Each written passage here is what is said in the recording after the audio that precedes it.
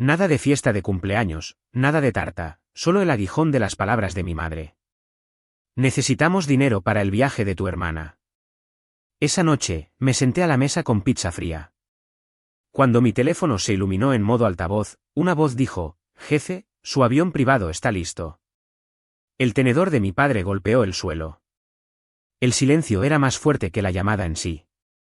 Y en ese instante, todo lo que había enterrado durante años se desgarró. Soy Ceferino, Cefer López, y esta es mi historia.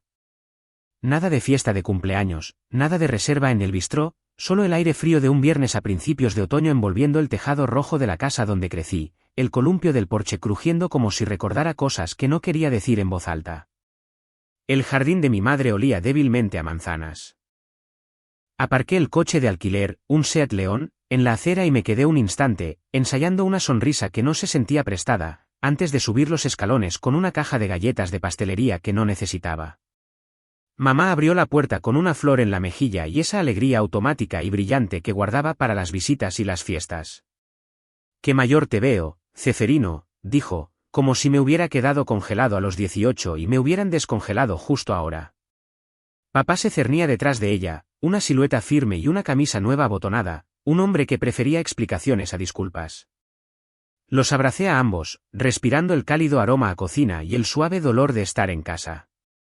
El salón no había cambiado. La mesa de roble rayada donde una vez hice mis deberes. La pared del orgullo curado, trofeos de cristal de Rocío, cintas lacadas, fotos enmarcadas de ella en pleno salto, en pleno giro, en pleno discurso. El tablero de juego, Europa en verde Kelly, dominaba la pared opuesta. Notas adhesivas para París, Roma, un corazón dibujado a mano sobre Bali. En el pasillo, una familiar vacilación tiraba de algo en el piso de arriba.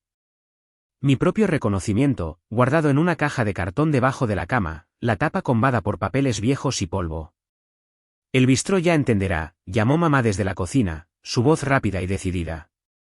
«Iremos el año que viene y lo haremos como es debido. Pero, cariño, hemos decidido destinar el presupuesto al viaje de Rocío para que pueda asegurar los mejores talleres. Es una oportunidad que no puede perderse el año que viene. Como es debido». Asentí como si estuviera de acuerdo en reprogramar una cita en el dentista y no una velada que había guardado en secreto durante meses. «Está bien», dije. De verdad, Rocío irrumpió, su teléfono en alto, la luz incidiendo en ella como si siempre supiera dónde aterrizar. «Imaginad esto», dijo, con los ojos brillantes. «Deals de amaneceres en París, recorridos gastronómicos por Roma, y luego Bali para la serie de Breatwork. Mis seguidores se van a dar un festín». Me besó la mejilla y olía a cítricos y ambición. «Feliz cumpleaños, Cefer», cantó, ya abriendo su aplicación de notas. «Espera a que veas el calendario de contenido». Papá se inclinó sobre el mostrador, revisando algo mientras se desplazaba en su tableta. «Necesitamos los adaptadores de enchufe y el voltaje correctos. No pienso pagar por un secador de pelo quemado en Venecia». Me lavé las manos y me metí en la coreografía. Conocía los lazos de la cocina, el corte firme de la tabla de cortar, la forma silenciosa del niño de demostrar su valía con competencia. Mamá removía la salsa, me pidió que cortara champiñones que probablemente no necesitábamos porque la pizza que había pedido ya estaba en camino. Hablaba de visados y seguros de viaje mientras yo picaba, asentía y me preguntaba cuándo ser complaciente se convirtió en mi identidad. «¿Descafeinado?», pregunté al abrir un armario y encontrarlo vacío. Mamá parpadeó, un poco tarde. «Oh, se me olvidó. Iré a comprar mañana». «Está bien», dije. No era por el café. Sonó el timbre y llegó la pizza. 2 grandes, brillantes de queso y salpicadas de aceitunas. Siempre las había odiado. Agarré una porción de todos modos. Papá intentó un puente conversacional. «Entonces, el trabajo sigue siendo de ordenadores, de cosas de educación». «Va bien», dije. «¿Qué tipo de contenido deberíamos grabar en lugar de lo de Rocío?», intervino ella de inmediato, inclinando su pantalla hacia mamá. Voz en off de cara a la cámara. «El algoritmo odia los pies de foto largos ahora mismo». La pregunta de papá se encogió entre nosotros. Un cordón de zapato desatado pateaba debajo de la mesa. El tablero de Europa observaba, abarrotado de flechas y esperanzas fijadas. Mamá puso los platos y tarareó una melodía de la nada. El metrónomo doméstico de una mujer ocupada siendo útil. Cuando mi teléfono se iluminó en el mostrador, apareció un rectángulo blanco y limpio de la vida que nunca expliqué. Lo giré boca abajo. No esta noche. Aún no. Comimos. Fingimos que las aceitunas eran algo insignificante. Fingimos que el año que viene era una promesa y no un patrón. La tarta salió de la nevera con un gran revuelo que se sintió más fino que el glaseado.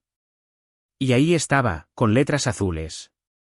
Feliz cumpleaños, Cefer. La misma pastelería que siempre usaban para las competiciones de recitales y los hitos de Rocío. Les dijimos tu nombre completo, Ceferino, dijo mamá, un poco nerviosa. Deben haber usado la plantilla. Está bien, repetí y sonreí mientras cantaban, mientras algo dentro de mí se vaciaba para hacerle sitio al sonido. Me pasaron el cuchillo. Corté la primera porción para Rocío sin pensar, viejo reflejo. El tenedor de papá se deslizó del plato y cayó al suelo.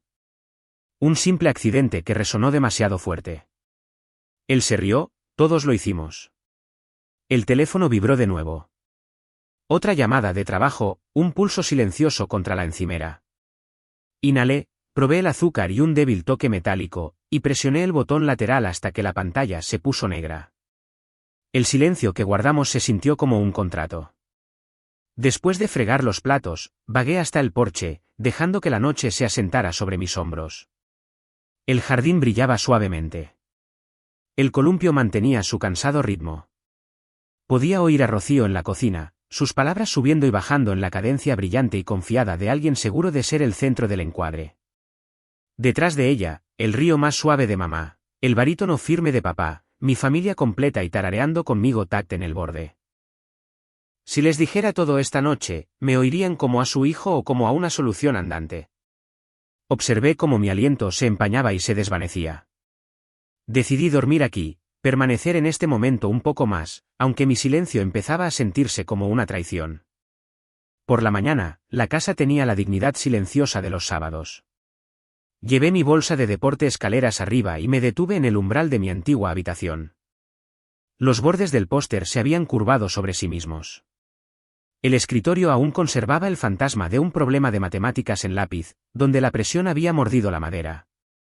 Me arrodillé, metí la mano en el frío y oscuro y arrastré la caja de cartón que contenía la persona que solía ser. El polvo se levantó y brilló a la luz como si alguien hubiera agitado un globo de nieve. La tapa gimió. Dentro había cintas con mi nombre escrito en pequeño y una placa de latón donde faltaba la segunda R de López. Un certificado para una feria estatal de ciencias. El pin de plata otorgado por un prototipo que apenas funcionaba pero que hacía que los jueces se inclinaran. Podía oír el patio de abajo tan claramente como lo había oído. Luego, las hojas de roble tamizando el viento. La risa de Rocío alargando la tarde. Éramos exploradores una vez, campeones de las escondidas, colaboradores en la construcción de ciudades con cajas de zapatos.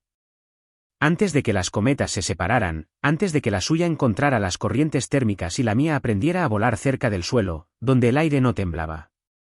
Las instantáneas se desplegaron. Mi 12º cumpleaños cancelado porque su compañía de ballet consiguió una actuación de última hora.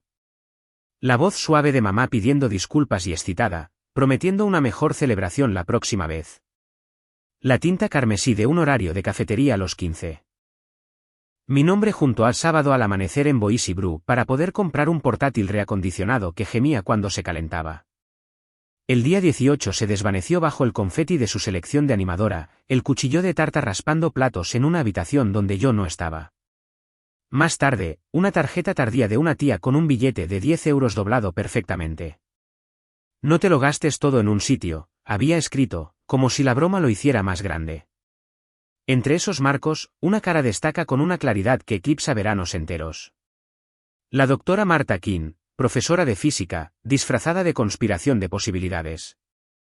Me encontró un día en un pasillo después de clase y me pidió que le mostrara las notas que fingía que no valían la pena guardar. «Estás construyendo algo aquí», dijo, señalando el enredo de ideas que había sido demasiado tímido para llamar diseño. Si ayuda a un niño a comprender un concepto que solía ser una pared, eso importa. Construye lo feo primero, luego construye lo mejor. Me llevó a la feria estatal cuando mis padres estaban en la exhibición regional de Rocío, su viejo station wagon retumbando con bolsas de tela y buenas intenciones. Recuerdo el pabellón de exposiciones, frío como una pista de patinaje y zumbando como una colmena.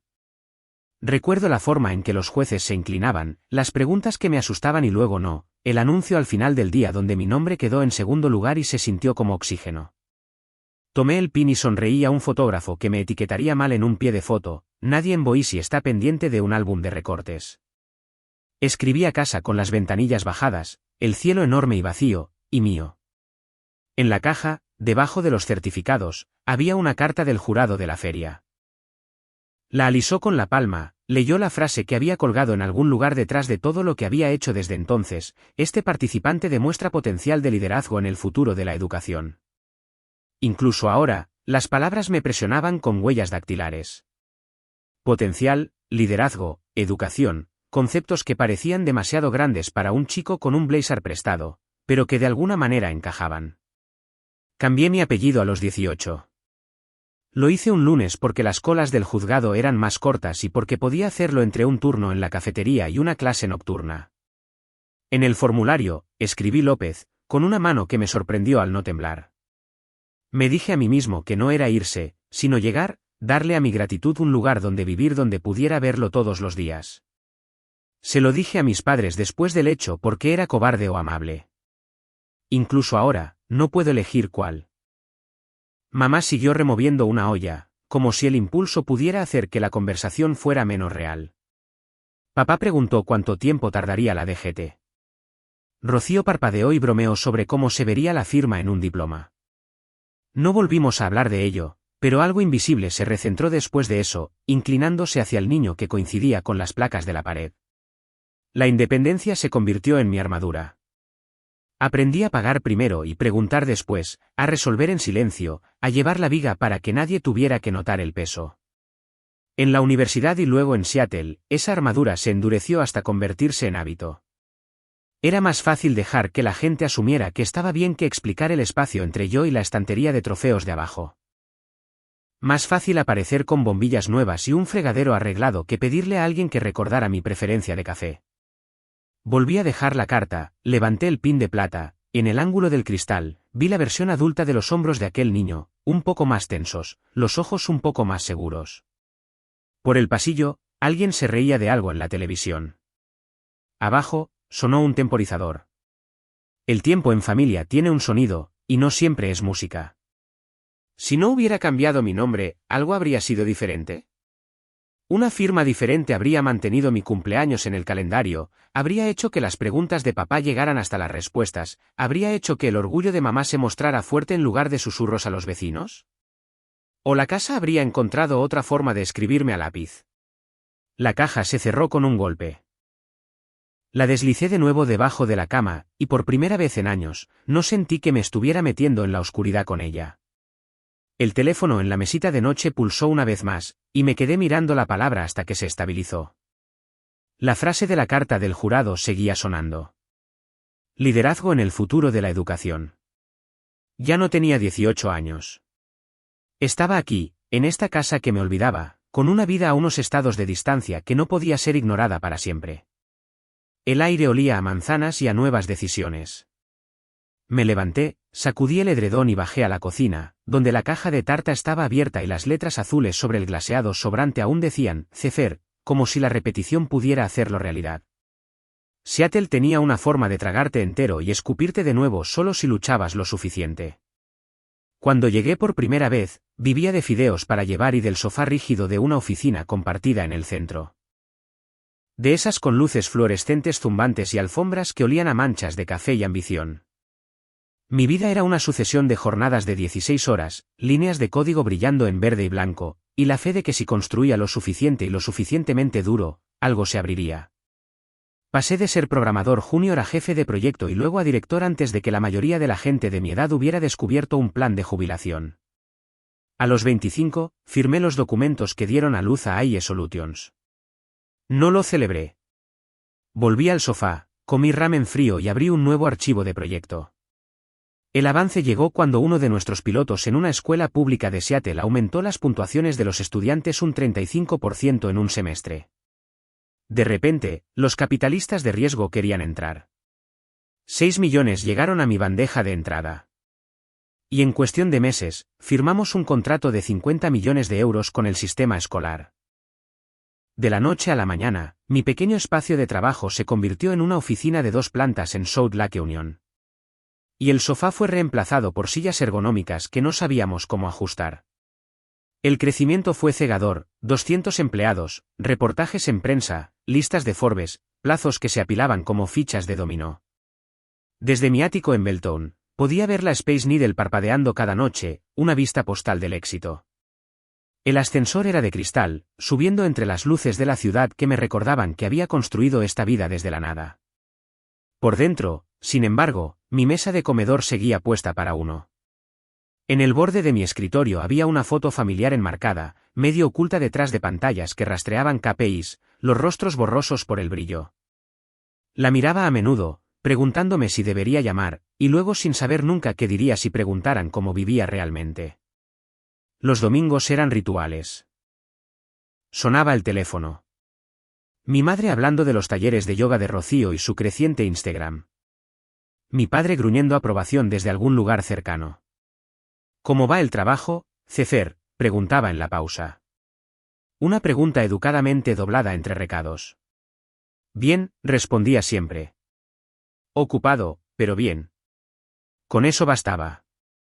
Ella pasaba al próximo evento de Rocío, su agenda de viajes, sus ideas para patrocinios. Colgaba cada semana, aliviado y vacío a la vez. Nora Calegen, mi asistente convertida en confidente, sabía más de mí que nadie en mi familia. Gestionaba mi agenda con precisión, marcaba las llamadas urgentes con la etiqueta oficina y me protegía de los reporteros que querían citas sobre equidad educativa. También conocía mi miedo de que si mi familia me viera claramente alguna vez, solo verían signos de euros. Así que, cuando la casa de los López necesitó algo, Nora se encargó. Un televisor nuevo llegó en Navidad con una dirección de devolución etiquetada como rifa corporativa de vacaciones. El techo con goteras se arregló después de un cheque del Fondo Comunitario de Boise. Cuando la escuela de mamá recibió un iPad para su programa de alfabetización, agradeció una subvención regional que nunca había solicitado. Las facturas de la ferretería de papá se aligeraron con puntos de recompensa acreditados en el momento exacto. Ninguno de ellos sospechó de mí. Creían en la casualidad, en la generosidad de los pueblos pequeños y en la suerte. Yo quería que lo creyeran. El anonimato era un escudo que me permitía cuidar sin definirme por lo que podía comprar. Aún así, cada pago me desgarraba. Cada vez que Nora informaba de otra factura pagada discretamente, me preguntaba qué tan cerca estaba de ser desenmascarado, de ser reencasillado, no como hijo o hermano, sino como benefactor, como billetera andante. Quería que me conocieran, pero trabajé duro para mantenerlos ciegos. En mi pantalla, una noche, apareció una línea de asunto: reunión confirmada, ministro de Educación, París. Nora la resaltó en rojo brillante, marcó el calendario con oficina y la subrayó 2 veces. El tipo de evento que podría remodelar la empresa, el tipo de evento que vivía en un mundo lejano de la casa de tejado rojo de Boise. Le dije que lo dejara a un lado hasta después de mi cumpleaños. Ella se rió y me recordó que volaba de regreso en clase económica con un billete reservado a mi segundo nombre, alquilando un Seat León como un hombre de negocios. Le dije que ese era el punto. No quería llegar como un titular. Quería una cena con mi familia, una tarta con el nombre correcto, un asiento en una mesa donde no estuviera compitiendo con un calendario de viajes clavado en la pared. Hice clic en confirmar el vuelo a Boise. Solo en mi ático, la ciudad extendiéndose debajo de mí. Ensayé la simple imagen. Me aferré a una comida, una canción, una vela, el reconocimiento de que existía más allá del bien. Por una vez, quería saber si podía mantener los 2 mundos separados el tiempo suficiente para hablar como un hijo y no como un CEO. La casa olía a orégano cuando entré la noche de mi 31º cumpleaños. La mesa del comedor estaba cubierta con un mantel descolorido. La luz de arriba, demasiado brillante, el centro abarrotado de cajas de pizza en lugar de la reserva que una vez imaginé en el bistró. Me deslicé en mi silla, mirando el cartón manchado de grasa mientras mamá ponía platos con una emoción que no parecía dirigida a mí. Ya hemos hecho el depósito, dijo mientras servía una porción pesada de aceitunas. Es a Francia, además de una parada especial en Bali para el retiro de Rocío. Tuvimos que reorganizar algunas cosas, pero merece la pena. Estas experiencias cambian vidas. Papá añadió números como siempre lo hacía. Un hotel en Florencia cuesta tanto como una cena de cumpleaños completa en El Bistró. Es un compromiso, hijo. ¿Lo entiendes? Mastiqué y tragué el sabor de las aceitunas, amargo contra el paladar. No se trataba del restaurante. No se trataba de las aceitunas. Se trataba de las matemáticas que seguían haciendo, donde yo siempre era igual a bien y Rocío era igual a prioridad. Alcancé mi agua, manteniendo el rostro impasible. Al otro lado de la mesa, Rocío se reía, desplazándose por su teléfono. Cuando estemos en Londres, grabaré una serie completa de blogs de viajes. Quizás haga una sesión de preguntas y respuestas en vivo desde la Torre Eiffel. ¿Te lo puedes imaginar? Se giró hacia mí con una sonrisa. ¿Y tú, Cefer? ¿Quién es esa oficina que sigue llamando? ¿Algún admirador secreto? ¿Un club de fans? El teléfono en el mostrador vibró como si estuviera en pausa, la pantalla brillando intensamente. Lo giré rápidamente, forzando una sonrisa. Nada importante. Papá se recostó, intentándolo de nuevo. Entonces, ¿en qué estás trabajando ahora? Todavía las... Cosas de educación. Antes de que pudiera responder, mamá se inclinó hacia adelante, con la voz ansiosa. Terminemos primero el horario de Rocío. Necesita finalizar su programa de yoga en Bali, Richard. La puerta se cerró. Mis palabras se quedaron en mi garganta, un nudo que nadie notó. Me excusé para ir a buscar otro vaso de agua, deslizándome hacia el pasillo.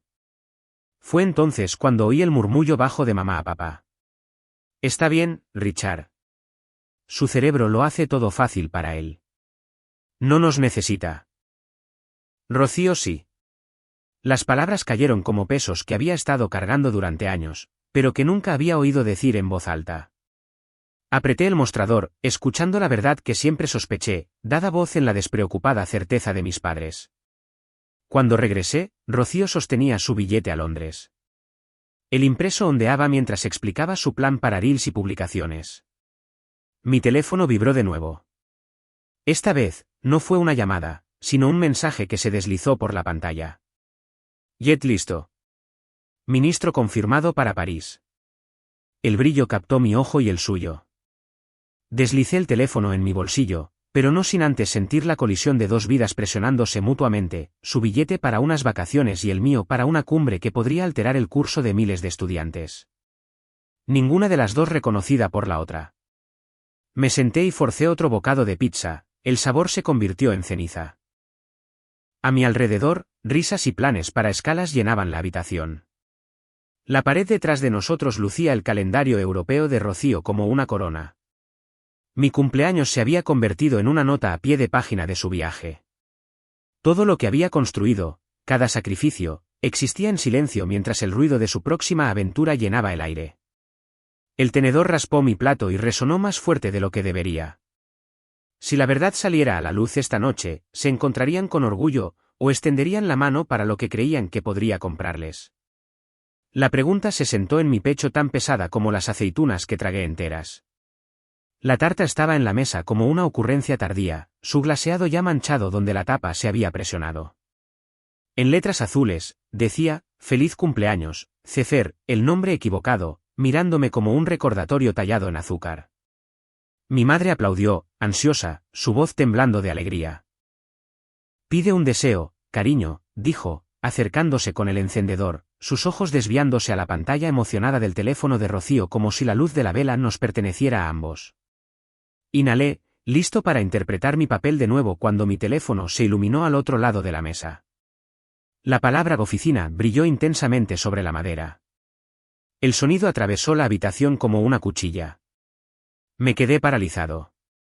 Por un segundo, pensé en silenciarlo de nuevo, tragarme otro trozo de mí mismo, pero algo dentro de mí se soltó. Presioné el botón y lo levanté hasta mi oído. La voz de Nora llenó la habitación, calmada y eficiente. Jefe, el avión privado está listo. La Marice au Force à Sons Paris. El silencio fue inmediato, asfixiante. El tenedor de papá se le resbaló de la mano, golpeó el suelo y tintineó en el espacio donde nadie respiraba. La boca de mamá se abrió. El teléfono de Rocío dejó de grabar a mitad de frase.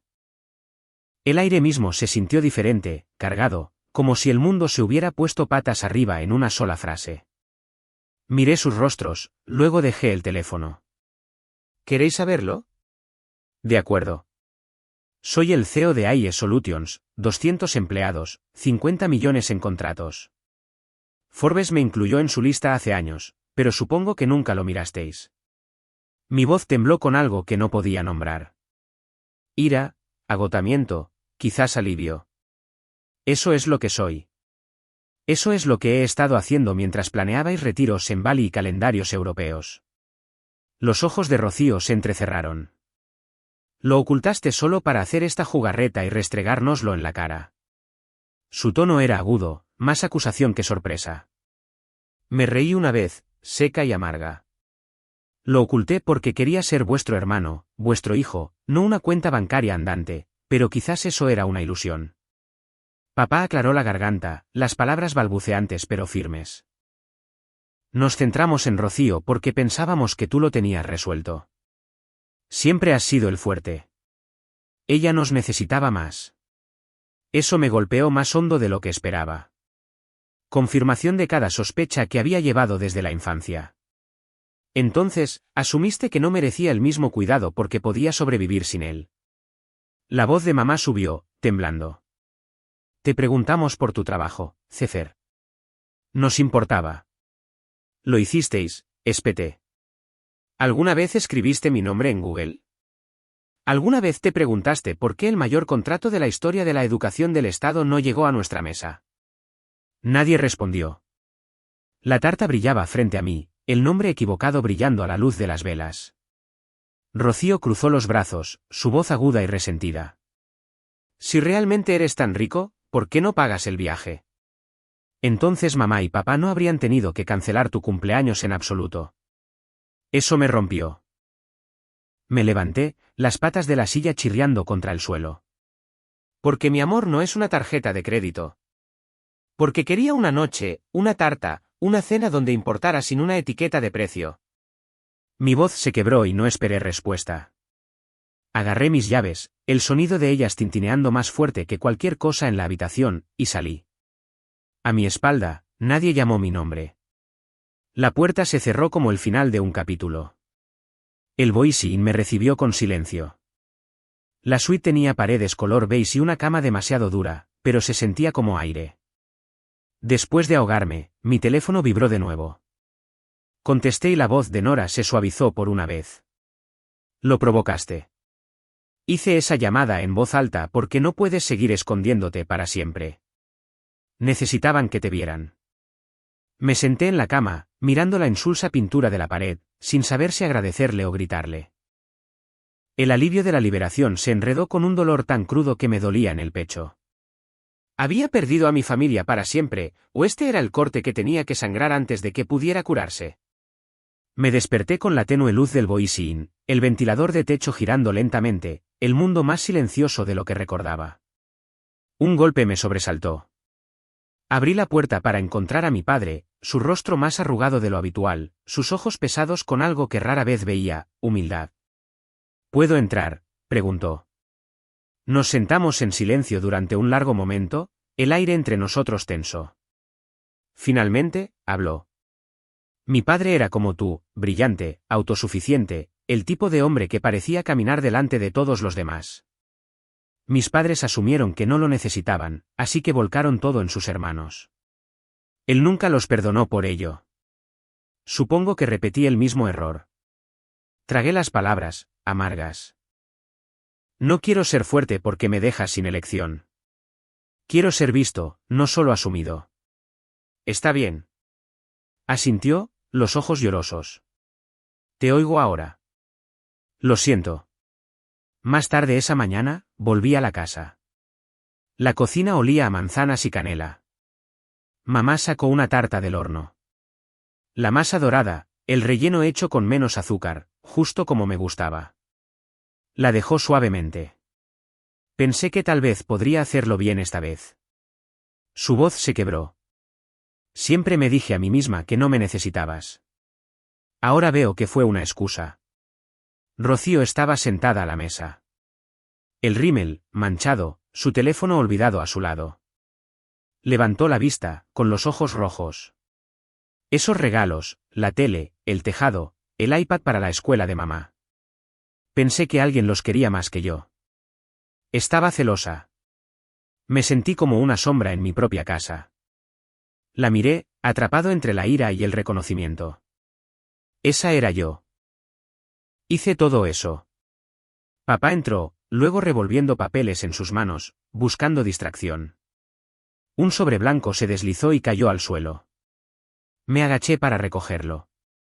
Las palabras impresas en él congelaron la habitación. Bois y Volt Credit, pagado en su totalidad por King Enterprises. El aire se quedó quieto. Mamá se llevó la mano a la boca. Los ojos de papá se abrieron. Rocío jadeó. Entonces supieron. La generosidad secreta que los había mantenido a flote no era suerte ni comunidad. Era yo. La voz de Rocío se quebró. ¿De verdad me quieres, o solo soy la chica que te robó la luz? Sus palabras llevaban años de rivalidad tácita, el dolor de ambas compitiendo por algo tan básico como pertenecer. Mamá se hundió en una silla, con las manos temblando. Hubo un año en que olvidamos tu cumpleaños por completo. Estábamos organizando una fiesta sorpresa para Rocío y cuando me di cuenta, era demasiado tarde. Nunca me perdoné, pero tampoco lo dije nunca. Las lágrimas le corrían por la cara. Antes de que pudiera responder, mi teléfono sonó de nuevo. Nora. Su voz era suave pero firme. París está esperando. ¿Quieres que lo cancele todo? Miré a mi familia, cruda y expuesta de formas en que nunca lo habían estado. No, dije lentamente. No cancelar. Venid conmigo, todos vosotros. Se quedaron atónitos. La idea flotó en el aire, imposible y aterradora, pero también nueva. Por primera vez, no nos estábamos escondiendo. Cada verdad estaba expuesta. El favoritismo, los regalos, la negligencia, el amor que no sabíamos cómo dar. Nos sentamos en la cocina juntos, la tarta enfriándose entre nosotros, y ya no había pretensión. La pregunta persistía, más pesada que cualquier silencio. ¿Podría un viaje, una oportunidad de compartir algo, significar años de no ser visto? ¿O estaba buscando un puente ya quemado? Las colinas de la Toscana brillaban doradas mientras el sol se deslizaba bajo sobre los viñedos. El patio de nuestra villa estaba decorado con luces tenues, una larga mesa de madera vestida de lino se extendía debajo de ellas. Había organizado cada detalle con meses de antelación, pero mi familia miraba a su alrededor como si se hubieran tropezado con un sueño que no podía ser para nosotros. Papá seguía aclarando la garganta, mirando al horizonte mientras las manos de mamá revoloteaban sobre los platos como si no creyera que pertenecieran allí. Vertí vino en las copas, el rojo profundo atrapando la luz que se desvanecía. Rocío apoyó su teléfono contra una botella y pulsó grabar. Este viaje, le dijo a su audiencia, es la prueba de que si trabajas duro, puedes hacer que cualquier cosa suceda. Ahorré, planeé, manifesté. Me senté frente a ella, en silencio, dejando que la cámara grabara la mentira que pesaba entre nosotros. La cena comenzó con pan, aceite de oliva y pequeños silencios. Papá levantó su copa primero, su voz áspera. Esto es raro. No digo, gracias, lo suficiente por la oportunidad de estar aquí juntos. Hizo una pausa, y luego admitió lo que nunca le había oído confesar. Nunca entendí tu trabajo, Cefer. Educación e informática, sonaba abstracto. Pensé que no importaba de la misma manera que los objetivos de Rocío, porque podía ver los suyos. Me equivoqué.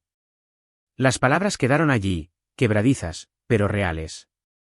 Dejé mi copa. No quiero reembolso. No necesito que cubráis las facturas que ya he cubierto. Necesito saber, ¿alguna vez estuvisteis orgullosos de mí?